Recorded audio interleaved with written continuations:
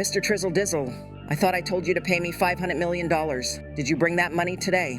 No. Well, that's too bad. I need my money, sucker. So what I'm gonna do is take all your properties in New York and start selling... Well, what the... Did you just flip me off? No. Yes, you did. You just flipped me the bird.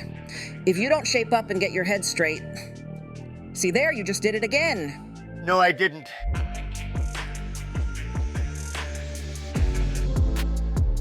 Damn, I messed that up, dude. I did. I messed it up. It should have been Big Tish in the big house. All right? What was I thinking?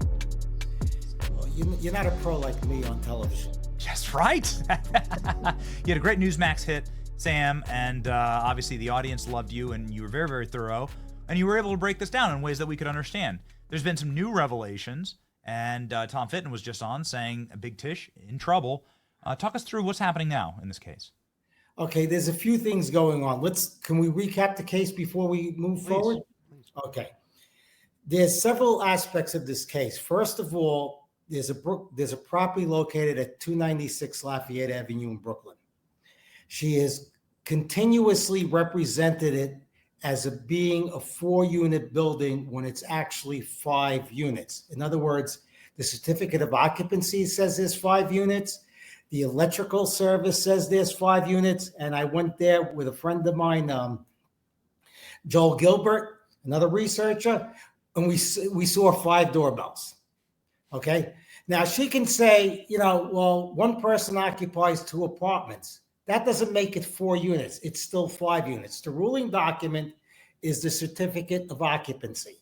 And she's trying to get around that, but she can't. Now, the reason why the jump from 4 to 5 is so important is because the underwriting standards on a 5+ unit building is much more stringent when it comes to mortgages. In other words, she'd have to pay more for her mortgages. So each one of these false documents that she signed were for her personal financial benefit. And this is a pattern that's been going on for 20 years concerning this building, 40 years concerning another building that she owned. Also, in addition to that, there's insurance fraud. Insurance underwrites buildings with 4 units less stringently than they underwrite buildings with 5 units. The reason being is that buildings with 5 units are considered commercial buildings. Now, that is part 1. Part 2 is various mortgages on this building don't appear in her financial disclosures and then appear and then unappear. Also, there are mortgages that do appear on her financial disclosures to New York State, but don't appear in the property records. So there's another major inconsistency going on as it relates to her filings with New York State, her financial disclosures. That is 296 Lafayette Avenue. She has another building at 3121 Peroni Avenue in Norfolk, Virginia. She purchased that building in 2020. When I first started out looking into her financial disclosures, I noticed that building that she purchased in 2020, all of a sudden she discloses 2 mortgages in 2023. She has consistently said that the building is worth between $100,000 to $150,000. The property tax assessment is about $180,000. You go to Zillow and all of those other things, it's about $180,000, $190,000. When she took on those 2 mortgages, they totaled $250,000 to $400,000 according to their disclosures. Big red flag. You're taking on 2 mortgages, right, that are about 1.5 to 2 times more than the value of the property.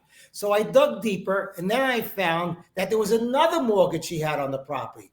Altogether, she had 3 mortgages on the property, totaling $510,000, as much as $510,000 on a property she values at most $150,000, or you go to Zillow at most $200,000.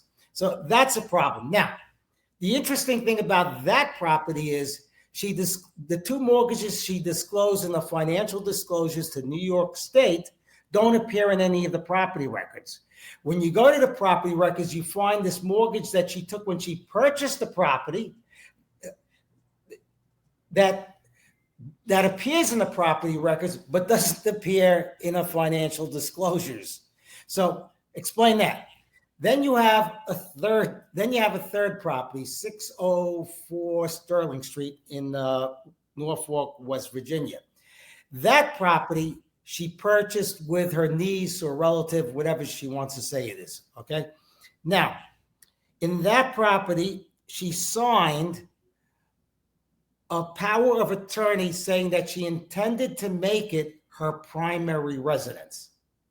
Now, this was right before the Trump trial, and according to the mortgage documents, both parties, her and her relative that bought the property, had to make it into their primary residence. Not one, both. Now, did she really intend to move to Virginia a month before the Trump trial and during the Trump trial? Of course not.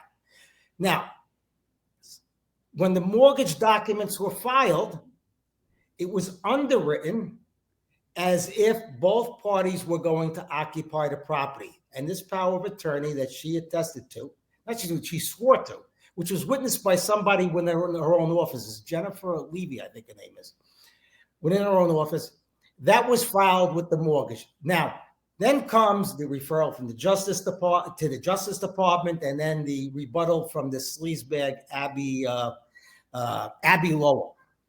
He says, well, there are documents that we're going to show you. We have documents that show that she didn't intend to make a primary residence. And he points to an exhibit. And she writes an email before she signs the power of attorney saying that she didn't intend to make it her primary residence. And it's an email to a broker. So the emails before she signs that she intends to make it a primary residence. So automatically the latter document, the sworn specific power of attorney, cancels out whatever she said earlier. Then he says there's another document afterwards where she also asserts it's not going to be a primary residence, but he doesn't produce it in the exhibits. Now, even if, let's for the sake of argument say he made a mistake. He didn't produce that extra document in the exhibits. Fine.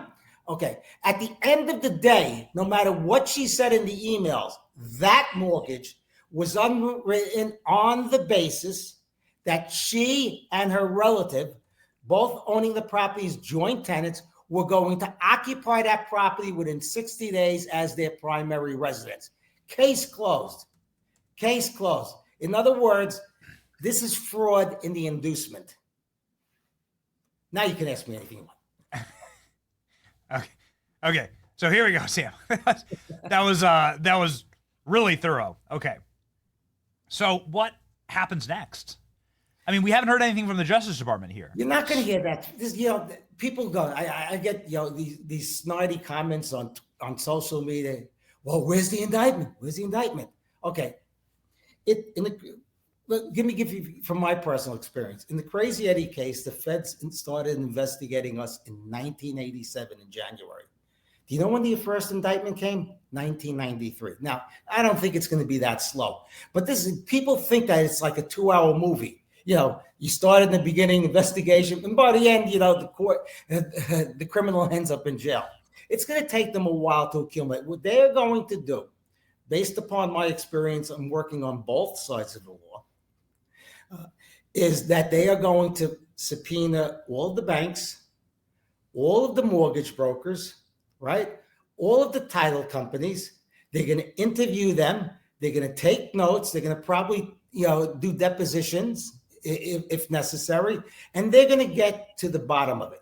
But at the same token, the documents speak for themselves. Every single financial disclosure to New York State as far back as 2019 contains false information with her signature on it. Every single mortgage on her property in Brooklyn from when she purchased it contains false information.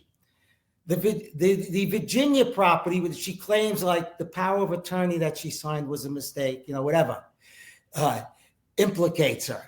Okay. The situation that she has is she put pen to paper. I didn't. Donald Trump didn't. MAGA didn't do it. You didn't do it. She owns this fraud. She did it. Now people are saying, well, Antar's a convicted felon. You can't trust him like it's a big secret. Nobody knows I'm a convicted felon. I could have burned down a building yesterday.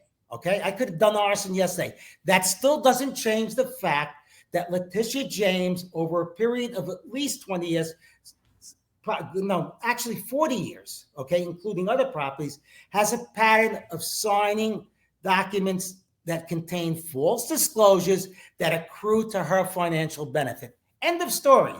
Call me anything you want, picture, whatever. I don't care. This is her problem. So it does seem like this is a spiraling problem. There was a video that went viral last week of a reporter for the Daily Caller wandering up to these homes in Virginia, drove out there, and not too happy, the residents of these homes. They were enraged, actually. They were yelling and screaming, and they definitely were not Letitia James. You can hear them on the tape here. We'll just play like a couple of seconds of it. Hi there. I'm a reporter with the Daily Caller News Foundation. Goodbye. You're trespassing. I'm sorry. Trespassing. My kids are out here. I understand. We mean no trouble. We're just curious who the occupants of the home are, Don't because worry there's about who's occupants. That's none of your business. well Okay, Sam. connections. First of There all, are he's not connections. We trespassing. mean no trouble. We're just. I'm not sure. Audio off, please. Thank you. Mute it. I'm not sure. You're not trespassing by standing on a sidewalk. We do this all the time, actually. And by the way, myself and Joel Gilbert, another researcher who's done very, very good work in this case also, visited her residence in Brooklyn, that's Virginia, on Sunday, took video, and it's going to be out he's going to have it out by tomorrow or today. We went to the property.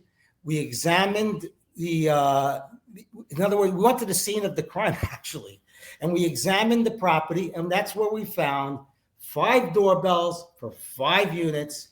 In addition, I've examined Con Edison documents that show 5 electrical services for 5 units, and of course, you have the certificate of occupancy.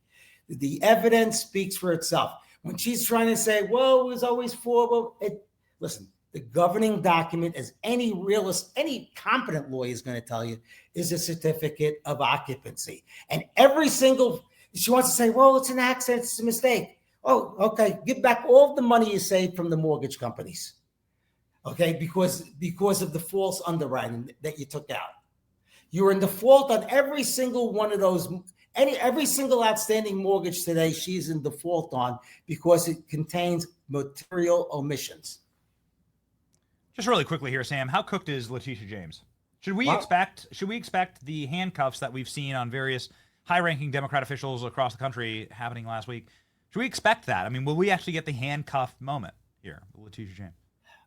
I don't know what will happen. I can't predict the future. Yeah. But all I can say is whether or not they handcuff her, she's guilty. The evidence shows that she's guilty. Most likely they are going to handcuff her, and most likely they are going to arrest her, and most likely they are going to indict her. But irrespective of that, the documentation speaks for itself. And if they can't bring a case against them, shame on them. They suffer the humiliation. I stand behind all of the research that I've done, and all of the research that I've done shows that she's guilty of mortgage fraud, violating New York state financial disclosure statutes, mail fraud, wire fraud, whatever you want to call it.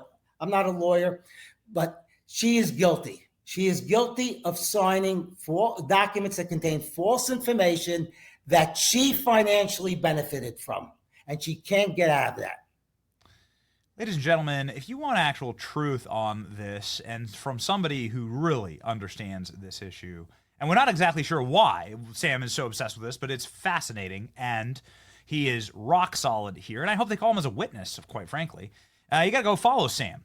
He's just the best on this. He's gone completely viral, and he's got the receipts. 57,000 Americans already follow Sam Antar, and you should be one of them. Thank you, Sam, for fighting for this. This is just great. You're golden. You're golden, Thank man. you. One day I hope to be as popular as you are. I'm only kidding.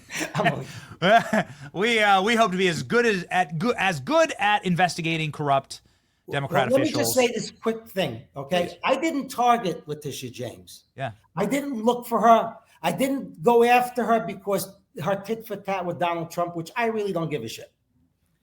The reason that I went and examined Letitia James is for quite a while, I've been examining financial disclosures of New York State and New York City politicians. I ventured upon her, and that's when the big red flags, showed up. This was not something I looked for specifically. This was part of an ongoing process that I involved myself in.